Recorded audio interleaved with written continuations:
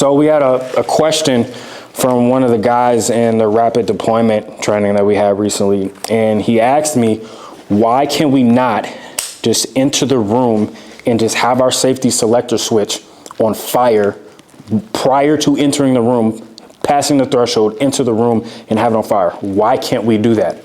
Well, I can't speak for special operators overseas and what they're doing.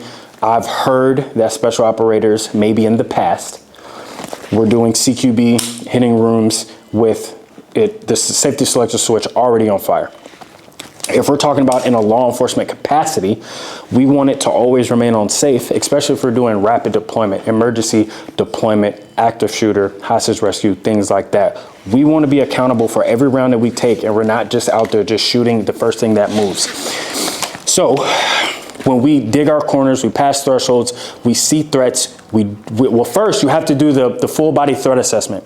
Once you go through that full body threat assessment, you've deemed someone a threat, you make the conscious effort to defeat that safety selector switch from safe to semi, then you make the conscious effort to put your finger on the trigger, then pull it to stop that threat.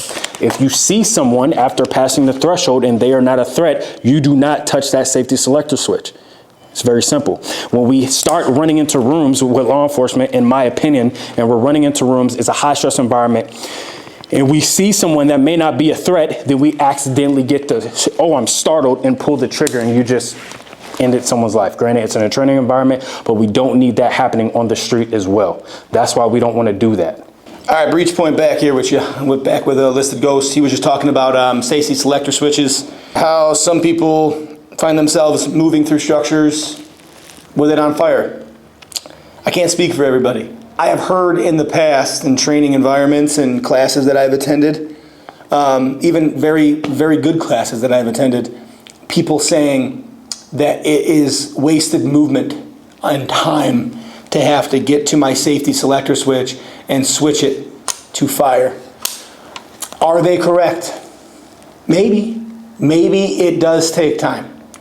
Maybe it's time you don't want to lose. However, if I am an operator and I am a professional operator, when I am moving in and around my battle buddies or just humans, I think it is absolutely crazy to have this weapon hot while performing weapon manipulations around my buddies when this weapon is on fire.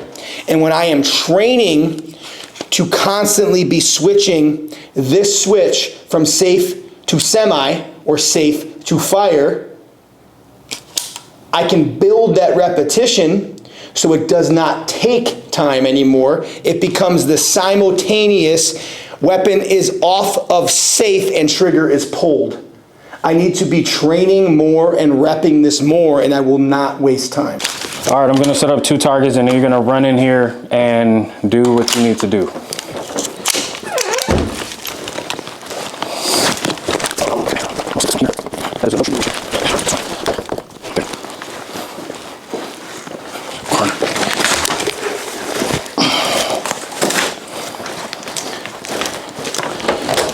It is on you.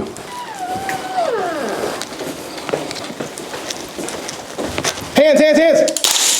Hands on your face! Get on the ground! Right, Ghost is about to do a run here. We got a no-shoot target here in white. From the angle he's going to approach, he's going to be able to observe that target first, be able to do a full body threat assessment, and as he digs his corner, he has his shoot target. Shoot target showed criminal intent, switch from criminal behavior. Let's see if he can handle it, properly PID, and manipulate his safety. Going hot. Moving. All right, I'm flowing down here. Checking corner, throw, weave.